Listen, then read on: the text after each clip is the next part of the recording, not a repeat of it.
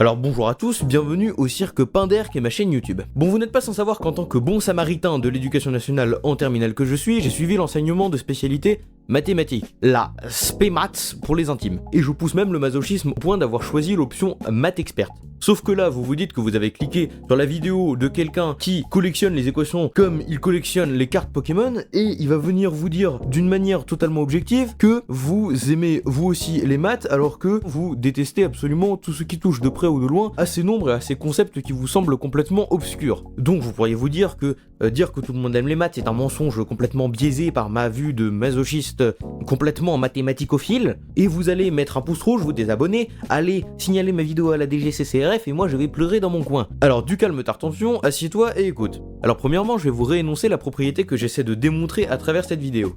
Il est impossible de ne pas aimer les maths dans leur acception la plus globale, dans leur concept le plus transcendant. Ce n'est pas parce que vous n'êtes pas le supporter numéro 1 du FC calcul d'intégrale ou de la résolution de calcul différentiel comprenant des composés d'exponentiels, ou de ces bâtards de polynômes de degré 2 qui au discriminant négatif dont les racines sont aussi imaginaires que l'existence du monde des bisounours. Ce n'est pas pour ça que les mathématiques sont fondamentalement mauvaises et qu'il faudrait les haïr et les fuir comme votre ex toxique. Ce n'est pas le but.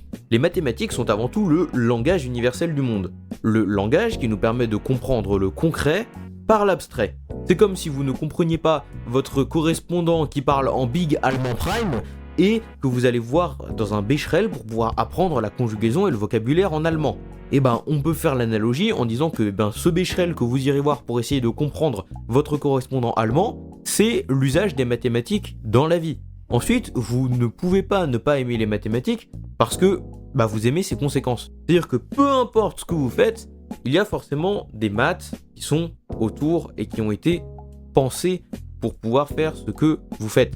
Vous partez en vacances en avion à Bali, il y a des maths. Vous regardez cette vidéo avec de la connexion internet, il y a des maths. Vous vivez dans une maison qui tient debout et qui ne s'écroule pas, il y a des maths. Dans le satellite qui m'envoie la notification pour me dire que TheGamers472 a liké ma vidéo, il y a des maths. Alors toutes ces choses sont bien évidemment difficilement plaignables. J'imagine que vous n'allez pas vous plaindre actuellement de pouvoir utiliser votre téléphone. Mais il faut pas oublier que derrière ça, il y a quand même toute une équipe de glanducs qui s'est cassé les coronesses à apprendre tout un panel de lois mathématiques juste pour faire fonctionner votre bibelot. Donc forcément, ce serait compliqué de voir un monde où vous haïriez complètement toute vision possible des mathématiques, parce que c'est grâce à ça que absolument tout ce que vous trouvez positif autour de vous fonctionne, ou du moins c'est la manière la plus efficace que nous avons trouvée de les matérialiser, d'en faire différentes lois.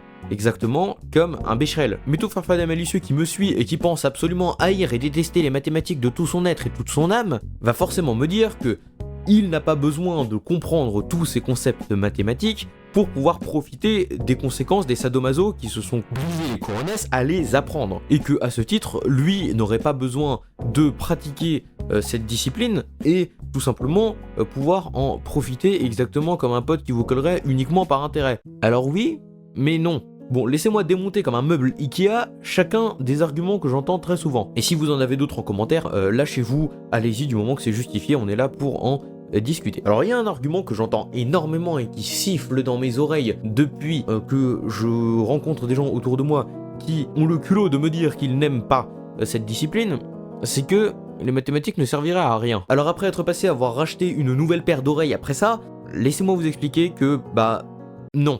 Alors dans le concept même, je vous invite à ne pas voir les mathématiques comme une fin en soi, d'ailleurs ça paraît tout à fait logique, parce que personne ne va vous demander dans la rue de primitiver une composée d'exponentielle, ou alors changer de voisin, parce que ça n'arrive pas. Les maths en fait sont vraiment un moyen, un chemin de raisonnement, une véritable discipline en fait, qui est donc à ce titre une véritable porte au raisonnement concret. Alors pourquoi je dis concret? Parce que les mathématiques abattent une sorte de diversité en raisonnant de manière complètement objective. On ne débat pas d'un point de vue lorsqu'on fait des mathématiques, avec une valeur intrinsèque dans les disciplines qui est binaire. Soit c'est vrai et t'es content donc t'as une bonne note, soit c'est faux et t'es pas content et t'as une mauvaise note. Avec donc une méthode à appliquer et un résultat, une solution qui sera unique. 2 plus 2 ça fera toujours 4, que tu t'appelles Michel, Perrine ou bien Sigismond. Alors ce que je vais dire à partir de maintenant va également rentrer dans un autre argument que j'entends, disant que les maths brident absolument toute forme de créativité. Alors pour une fois je suis d'accord avec vous, mais laissez-moi expliciter un petit peu. En dehors de leur pratique brute et de la manière dont on les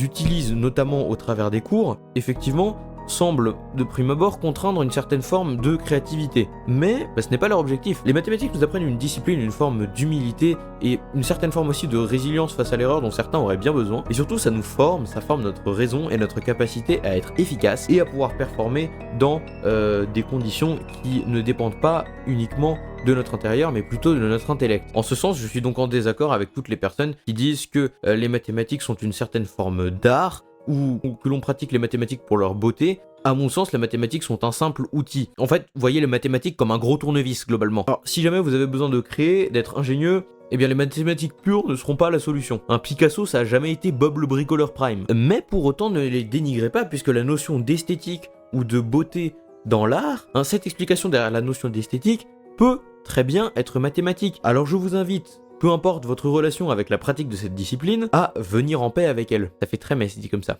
Et estimez que même si vous ne les comprenez pas, valorisez tout de même leur omniprésence et reconnaissez tout de même leur ubiquité et leur utilisation constante dans le monde d'aujourd'hui qui nous entoure. Alors il y a un dernier argument auquel je voulais me frotter. Oui, si je fais plus de rap en costard sur fond vert de 30 secondes, c'est bien pour que je développe un petit peu MDR, c'est qu'apparemment, les maths complexifient un raisonnement qui est, de prime abord, simple. Alors je ne sais pas du tout d'où vient cet argument, mais sachez que tout raisonnement, toute propriété, toute chose, tout théorème respectable mathématiquement comble un besoin. Pythagore n'a pas inventé son théorème parce qu'il se faisait chier. Alors je peux vous donner des exemples. Pythagore avait créé ça pour faire des angles droits dans des champs. Thalès, il voulait mesurer la hauteur d'une pyramide avec le soleil. Oui, le soleil, rien que ça. Al-Kashi voulait calculer la distance entre deux étoiles. Et même le théorème le plus frauduleux de toute la spécialité mathématique en terminale, tellement frauduleux que je pense que je vais lui dédier une vidéo entière,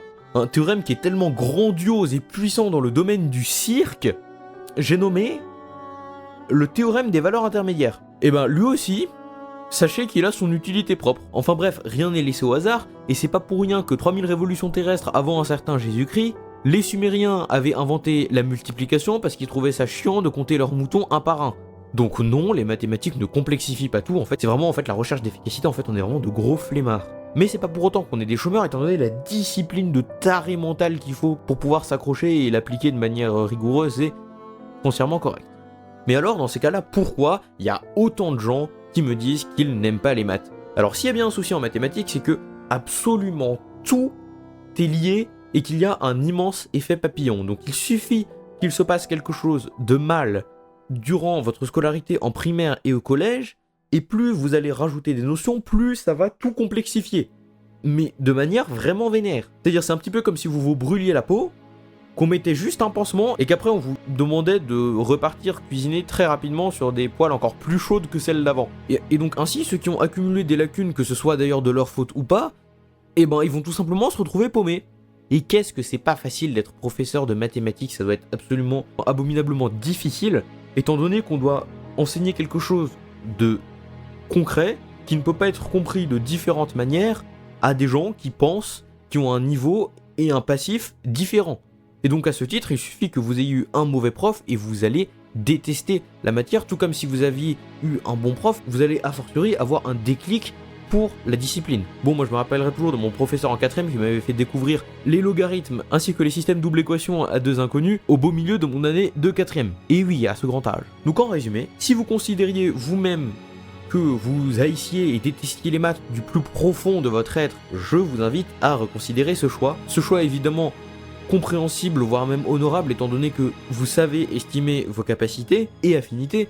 Comprenez qu'il est très bien possible d'apprécier le concept et ses débouchés, tout en ne comprenant pas tous les aboutissants de sa pratique, et sans apprécier non plus l'exercice de la matière par vous-même. Ce n'est pas parce que vous deviendrez prof d'anglais ou avocat que vous allez vous éloigner des mathématiques, vous allez juste vous éloigner de leur exercice dans votre vie, mais considérez-les tout de même utiles malgré le fait que vous ne compreniez pas leur mécanisme. Et si certains tarés comme moi ont la fibre de dédier leur vie ou une partie de leur vie à un domaine qui implique les mathématiques, de un, je vous conseille de bien réfléchir, mais je ne pourrais que vous encourager dans ce choix, et étant donné qu'il en faut, vu l'usage qu'on peut en faire aujourd'hui.